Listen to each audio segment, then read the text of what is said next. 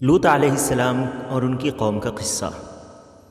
لوط بن ہاران علیہ السلام ابراہیم علیہ السلام کے بھائی کے بیٹا یعنی بھتیجا تھے۔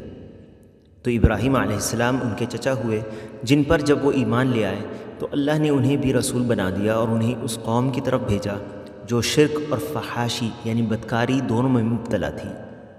یہ قوم فطرت کے مخالف فحش اور گندی حرکتوں میں مبتلا تھی کہ ان میں مرد ایک دوسرے کے ساتھ ازدواجی تعلق قائم کرتے تھے، والعیاذ باللہ۔ لوط علیہ السلام نے انہیں اللہ اکیلے کی عبادت کی طرف بلایا جو تمام رسولوں کی دعوت تھی۔ اللہ تعالیٰ کہتا ہے وَمَا أَرْسَلْنَا مِن قَبْلِكَ مِن رَّسُولٍ إِلَّا نُوحِي إِلَيْهِ أَنَّهُ لَا إِلَٰهَ إِلَّا أَنَا فَاعْبُدُونِ، یعنی جو بھی رسول آپ سے پہلے ہم نے بھیجا اس کی طرف یہی وحی نازل کی کہ میرے سوا کوئی معبود برحق نہیں، بس تم سب میری ہی عبادت کرو۔ شرک سے منع کرنے کے ساتھ لوط علیہ السلام نے اپنی قوم کو اس فحاشی سے بھی روکا اور کہا أَتَأْتُونَ الْفَاحِشَةَ وَأَنْتُمْ تُبْصِرُونَ، کیا تم باوجود دیکھنے بھالنے کے پھر بھی بدکاری کر رہے ہو؟ أَإِنَّكُمْ لَتَأْتُونَ الرِّجَالَ شَهْوَةً مِّن دُونِ النِّسَاءِ بَلْ أَنْتُمْ قَوْمٌ تَجْهَلُونَ، یہ کیا بات ہے کہ تم عورتوں کو چھوڑ کر مردوں کے پاس شہوت سے آتے ہو؟ بات یہ ہے کہ تم بڑی نادانی کر رہے ہو۔ لیکن ان لوگوں نے لوط علیہ السلام کو جھٹلایا، سرکشی کی اور انہیں ان کے شہر سے نکال باہر کرنے کی دھمکی دی۔ اللہ تعالیٰ نے ان کی طرف مردوں کی شکل میں فرشتے بھیجے جو پہلے ابراہیم علیہ السلام کے پاس گئے۔ ابراہیم علیہ السلام نے انہیں مہمان سمجھ کر ان کی ضیافت کی یعنی مہمان نوازی کی اور ان کے لیے ایک موٹے بچھڑے کو ذبح کیا اور اسے بھون کر ان کی مہمان نوازی کے لیے پیش کیا۔ ان لوگوں نے جب اسے کھانے سے انکار کر دیا تو ابراہیم علیہ السلام کو ان سے ڈر محسوس ہوا۔ اس زمانے میں لوگ اس مہمان سے ڈرتے تھے جو ان کے گھر میں کھانے سے انکار کر دیتا تھا، کیونکہ اس کے گھر کھانا نہ کھانا اس بات کی علامت سمجھی جاتی تھی کہ وہ شخص اس گھر والے کو نقصان پہنچانے کے ارادے سے آیا ہے۔ تو اس پر فرشتوں نے کہا کہ مت ڈرو، اور پھر انہوں نے اس بات کی خبر دی کہ وہ اللہ کے بھیجے ہوئے فرشتے ہیں جو کسی خاص مقصد سے آئے ہیں۔ اس میں ایک مقصد قوم لوط کو ہلاک کرنا اور لوط علیہ السلام اور ان کی بیٹیوں کو بچانا بھی تھا۔ جب یہ مہمان خوبصورت مردوں کی شکل میں لوط علیہ السلام کے پاس پہنچے تو ان کی قوم کے لوگ ان مہمانوں کے ساتھ برے کام کرنے کی نیت سے جمع ہونے لگے۔ یہ دیکھ کر لوط علیہ السلام کو بڑا رنج و غم ہوا کہ اب کیسے وہ ان مہمانوں کو اپنی بدکار قوم سے بچائیں گے۔ ان کی قوم میں ایک بھی مسلمان شخص نہیں تھا اور نہ ہی ان کی کوئی نرینہ یا مرد اولاد تھی جو اس قوم کا مقابلہ ان کے ساتھ مل کر کرتی، کیونکہ یہ انتہائی گھٹیا اور بیہودہ قوم تھی۔ اس وقت ان مہمانوں نے یہ ظاہر کر دیا کہ وہ حقیقت میں کون ہیں۔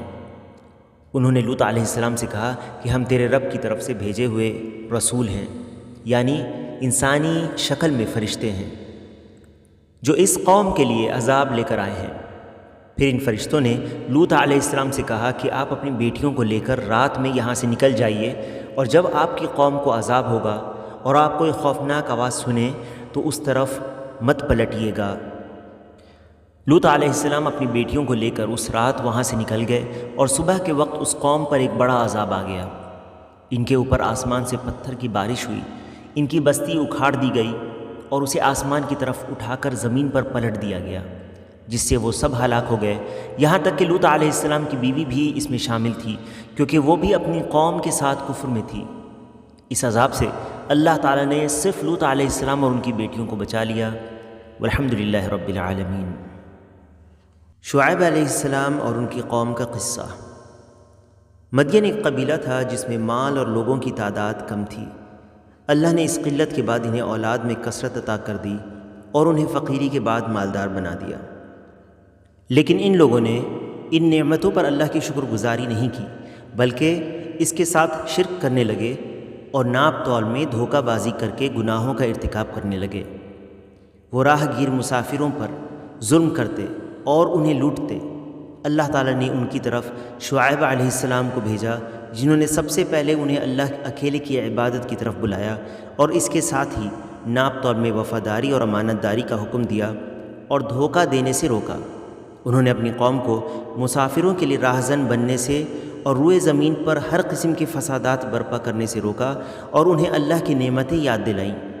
انہوں نے اپنی قوم کو اس بات سے ڈرایا کہ اگر وہ اسی طرح سے کفر، ظلم اور فساد کرتے رہیں گے تو قریب ہے کہ اللہ تعالیٰ انہیں بھی عذاب سے تباہ کر دے، جس طرح قوم نوح، عاد، ثمود اور قوم لوط تباہ کر دی گئیں۔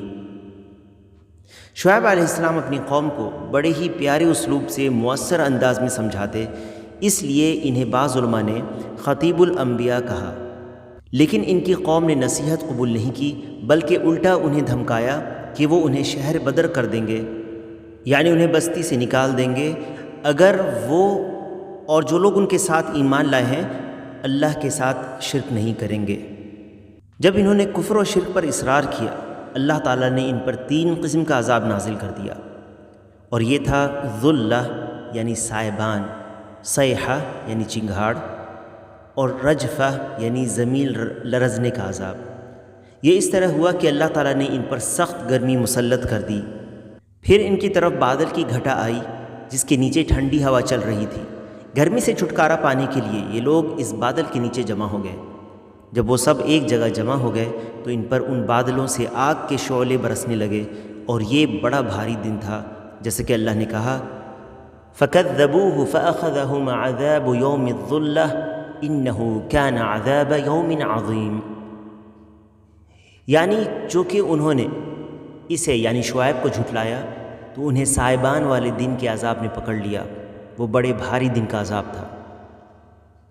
پھر ان پر آسمان سے چنگھاڑ کا عذاب آیا، جیسے کہ اللہ تعالیٰ نے کہا وَلَمَّا جَاءَ أَمْرُنَا نَجَّيْنَا شُعَيْبًا وَالَّذِينَ آمَنُوا مَعَهُ بِرَحْمَةٍ مِنَّا وَأَخَذَتِ الَّذِينَ ظَلَمُوا الصَّيْحَةُ فَأَصْبَحُوا فِي دِيَارِهِمْ جَاثِمِينَ، یعنی جب ہمارا حکم یعنی عذاب آ پہنچا، ہم نے شعیب کو اور ان کے ساتھ مومنوں کو اپنی خاص رحمت سے نجات بخشی، اور ظالموں کو سخت چنگھاڑ کے عذاب نے آ پکڑا، جس سے وہ اپنے گھروں میں اوندھے پڑے ہوئے ہو گئے۔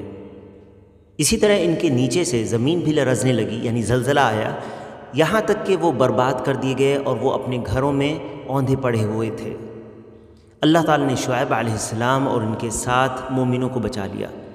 پھر جب شعیب علیہ السلام نے اپنی قوم کو ان کی ہلاکت کے بعد دیکھا تو کہا یا قوم لقد ابلغتکم رسالات ربی ونصحت لکم فکیف آسا علی قوم کافرین، یعنی اے میری قوم، میں نے تم کو اپنے رب کے احکام پہنچا دیے تھے اور میں نے تمہاری خیر خواہی کی، پھر میں ان کافروں پر کیوں رنج کروں۔